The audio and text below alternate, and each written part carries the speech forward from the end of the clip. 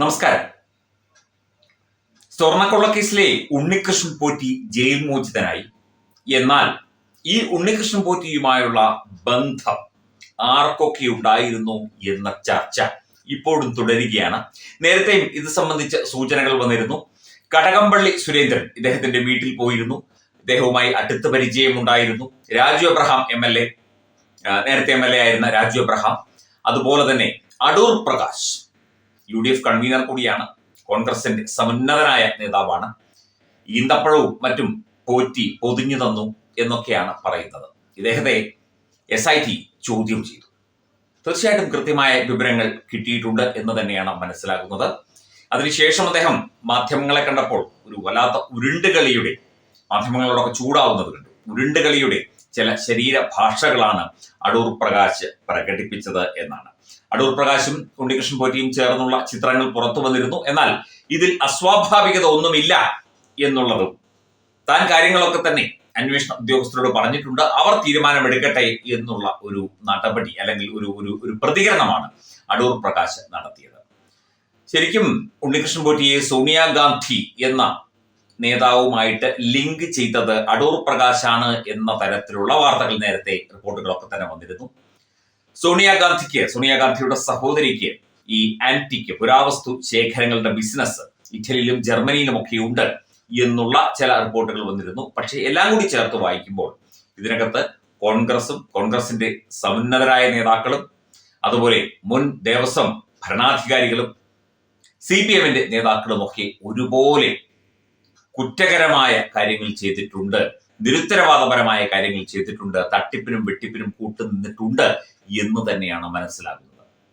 എന്തായാലും ഇവർ രണ്ടുപേരും ഉള്ളതുകൊണ്ട് പരസ്പരം അങ്ങോട്ടും ഇങ്ങോട്ടും പഴിചാരിക്കൊണ്ട് ഇപ്പോൾ അടൂർ പ്രകാശിനെ ചോദ്യം ചെയ്തതുമായി ബന്ധപ്പെട്ട് CPM സൈബർ ഇടങ്ങളിലൊക്കെ വലിയ തോതിലുള്ള പ്രചരണമാണ് നടക്കുന്നത്. നേരത്തെ കടകംപള്ളിയെ ചോദ്യം ചെയ്തപ്പോൾ ഇവർ അങ്ങോട്ട് നടത്തിക്കൊണ്ടിരുന്നു. ഇത് അങ്ങോട്ടും ഇങ്ങോട്ടും ചെളി വാരി എറിഞ്ഞുകൊണ്ട് മുമ്പോട്ട് പോവുകയാണ് എന്നുള്ളതാണ് ഇപ്പോൾ നമുക്ക് ഈ ഒരു ചോദ്യം ചെയ്യൽ കഴിയുന്നതോടുകൂടി മനസ്സിലാക്കുന്നത്. എന്തായാലും അടൂർ പ്രകാശും ഒക്കെ ഈ പോറ്റിയും തമ്മിലുള്ള ധാരാളം ചിത്രങ്ങൾ പുറത്തു വന്നിരുന്നു. ബംഗളൂരുവിൽ വെച്ചാണ് ഇരുവരും ഒപ്പമുള്ള ചിത്രം പുറത്തു വന്നത്.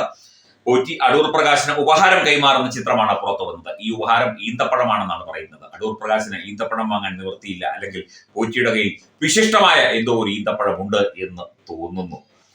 മണ്ഡലത്തിൽ വെച്ചുള്ള പരിചയം മാത്രമാണ് എന്നുള്ളതാണ് പറയുന്നത്. അതായത് ഇദ്ദേഹം മത്സരിച്ചപ്പോൾ ഇദ്ദേഹത്തിന്റെ മണ്ഡലത്തിൽ പെടുന്ന ഭാഗത്താണ് പോറ്റിയുടെ, ഈ ഉണ്ണികൃഷ്ണൻ പോറ്റിയുടെ വോട്ടുള്ളത്. അതുകൊണ്ട് അദ്ദേഹവുമായി അത്തരത്തിൽ ഒരു വോട്ടർ എന്നുള്ള നിലയ്ക്കുള്ള പരിചയം മാത്രമേ ഉള്ളൂ എന്നൊക്കെ പറഞ്ഞാണ് ആദ്യം തന്നെ ഇത്തരം ചില വാർത്തകൾക്ക് അടൂർ പ്രകാശ് വിശദീകരണം നൽകിയത്. എന്തൊക്കെയായാലും ഇത് കൂടുതൽ സങ്കീർണമായ ഒരു രാഷ്ട്രീയ സ്ഥിതിയിലേക്ക് കൂടി കാര്യങ്ങൾ എത്തുകയാണ്. പല രീതിയിൽ ഇതിനെ രാഷ്ട്രീയമായി തിരിച്ചും മറിച്ചും, ദോശ മറിച്ചിടുന്നത് പോലെ തിരിച്ചും മറിച്ചുമിട്ട് പ്രചരണം നടത്തിക്കൊണ്ടിരിക്കുകയാണ് LDF-ഉം UDF-ഉം അല്ലെങ്കിൽ CPM-ഉം കോൺഗ്രസും. ഇപ്പം V കുഞ്ഞികൃഷ്ണൻ പയ്യന്നൂരെ വിഷയം അവതരിപ്പിച്ചത് ഇത്തരത്തിൽ ഒരു ഇലക്ഷൻ അടുത്ത സമയത്തായി പോയി, അത് വലിയ ദോഷം ചെയ്യും എന്ന് പറഞ്ഞപ്പോൾ അതിന് വ്യക്തമായൊരു ചോദ്യം V കുഞ്ഞികൃഷ്ണൻ തന്നെ ചോദിക്കുന്നുണ്ട്. അതായത് ജനങ്ങളോടൊന്നും പറയാൻ പാടില്ല, ജനങ്ങളോടെല്ലാം മറച്ചു വെക്കണം, തിരഞ്ഞെടുപ്പ് കഴിഞ്ഞിട്ട് ജനങ്ങൾ ഇവരുടെ പാർട്ടി നടത്തിയ തട്ടിപ്പും വെട്ടിപ്പും അതിന്റെ കണക്കുകളും ഒക്കെ അറിയാൻ പാടുള്ളൂ എന്നാണോ? അപ്പോൾ ജനങ്ങളെ വഞ്ചിക്കുകയല്ലേ ചെയ്യുന്നത്? സത്യം പറഞ്ഞാൽ ഇവരെല്ലാവരും ചേർന്ന്, ഈ രാഷ്ട്രീയക്കാരെല്ലാം ചേർന്ന് നമ്മളെ വിഡ്ഢികളാക്കിക്കൊണ്ടിരിക്കുകയാണ്. ഇവർക്ക് പലർക്കും, LDF UDF നേതാക്കൾക്ക് പലർക്കും ഈ ഉണ്ണികൃഷ്ണൻ പോറ്റിയുമായിട്ടും ഇദ്ദേഹം നടത്തിയ സ്വർണ്ണക്കൊള്ള ഇടപാടുകളും അല്ലെങ്കിൽ സ്വർണം വിറ്റ സ്ഥലവുമായിട്ടും പുരാവസ്തു വിദേശത്തേക്ക് കടത്തി എന്ന് പറയപ്പെടുന്ന വിഷയത്തിലും ഒക്കെ തന്നെ വ്യക്തമായ ബന്ധമുണ്ട്. അതിനകത്തൊക്കെ തന്നെ വ്യക്തമായ പങ്കുണ്ട്. അത് നമുക്ക് വെറുതെ ഇങ്ങനെ പറയാം എന്നുള്ളതല്ലാതെ ഇതിപ്പോൾ അന്വേഷിച്ച് തെളിയിക്കേണ്ടത് അതിന്റെ നിയമപരമായ നടപടിയെടുത്ത് മുമ്പോട്ട് കൊണ്ടുപോകേണ്ടത് അന്വേഷണ സംവിധാനമാണ്, കോടതിയാണ്. കോടതിയുടെ മേൽനോട്ടത്തിൽ അന്വേഷണം നടക്കുന്നു. സത്യം പറഞ്ഞാൽ ഇവരെല്ലാവരും ചേർന്ന് നമ്മളെ അല്ലെങ്കിൽ ഭക്തജനങ്ങളെ, ശബരിമലയിലെ വിശ്വാസികളെ ഒക്കെ തന്നെ പറ്റിക്കുകയും വഞ്ചിക്കുകയും ചെയ്യുകയാണ് എന്നാണ് മനസ്സിലാക്കുന്നത്. ഇനി അടൂർ പ്രകാശിൽ നിന്ന് വളരെ നിർണായകമായ ചില വിവരങ്ങൾ കിട്ടി എന്നുള്ള ചില സൂചനകൾ കൂടി പുറത്തു വരുന്നുണ്ട്. എന്താണ് അടൂർ പ്രകാശ് എന്താണ് വ്യക്തമായി പറഞ്ഞത്? മാധ്യമങ്ങൾ ചോദിക്കുമ്പോൾ മാധ്യമങ്ങളോട് ചൂടാവുകയാണ് ചെയ്യുന്നത്. ഞാനെല്ലാം പറഞ്ഞു, എനിക്കറിയാവുന്ന കാര്യങ്ങളൊക്കെ പറഞ്ഞു. എന്തൊക്കെയാണ് അറിയാവുന്നത്? സോണിയാഗാന്ധിയുമായി ലിങ്ക് ചെയ്ത് കൊടുത്തതാണോ പറഞ്ഞത്? സോണിയാഗാന്ധിയുമായി എന്താണ് ലിങ്ക് ഉണ്ടാക്കിയത്? ഇത് ഒരു അന്താരാഷ്ട്ര വിഷയങ്ങളിലേക്ക് പോവുകയാണെന്ന് നേരത്തെ തന്നെ DNA ന്യൂസ് റിപ്പോർട്ട് ചെയ്തിരുന്നു. അത് നമ്മളാണ് ആദ്യം അത് റിപ്പോർട്ട് ചെയ്തത്. അതിന്റെ അടിസ്ഥാനത്തിൽ കൂടി അതിനുശേഷമാണ് ഇപ്പോൾ CBI അന്വേഷണവും ED അന്വേഷണവും ഒക്കെ തന്നെ കടന്നു വരുന്നത്. ഇത് ഏത് രീതിയിലേക്ക് ഈ അന്വേഷണം എത്തും എന്നുള്ളതിനെ കുറിച്ച് നമുക്ക് ആർക്കും ഇപ്പോൾ ഒരു ബോധ്യവുമില്ല. പല രീതിയിൽ ഇങ്ങനെ വന്നുകൊണ്ടിരിക്കുകയാണ് ഈ അന്വേഷണവുമായി ബന്ധപ്പെട്ട നടപടിക്രമങ്ങൾ. എത്രത്തോളം അത് മുമ്പോട്ട് പോകും എന്ന് നമുക്ക് നോക്കിയിരിക്കാനേ ഇപ്പോൾ തൽക്കാലം കഴിയുകയുള്ളൂ. എന്തായാലും അടൂർ പ്രകാശിനെ ചോദ്യം ചെയ്തിരുന്നു.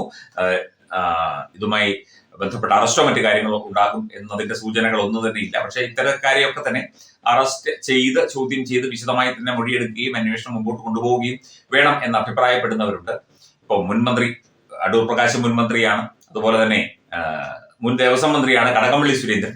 ഇവരെയൊക്കെ ഇങ്ങനെ മാറ്റി നിർത്തിയിട്ട് അല്ലെങ്കിൽ അറസ്റ്റ് ചെയ്യാതെ മാറ്റി നിർത്തിയിട്ട് ഈ അന്വേഷണം ഏത് രീതിയിൽ മുമ്പോട്ട് കൊണ്ടുപോകാൻ സാധിക്കും എന്നതിനെ കുറിച്ചുള്ള ദേവസ്വം ബോർഡിന്റെ അതുപോലെ തന്നെ അന്വേഷണ ഉദ്യോഗസ്ഥരുടെ ഒക്കെ തന്നെ നിരീക്ഷണങ്ങളും മറ്റു കാര്യങ്ങളും ഒക്കെ ഹൈക്കോടതി സാഹൂതം വീക്ഷിക്കുന്നുണ്ട്, നിരീക്ഷിക്കുന്നുണ്ട്.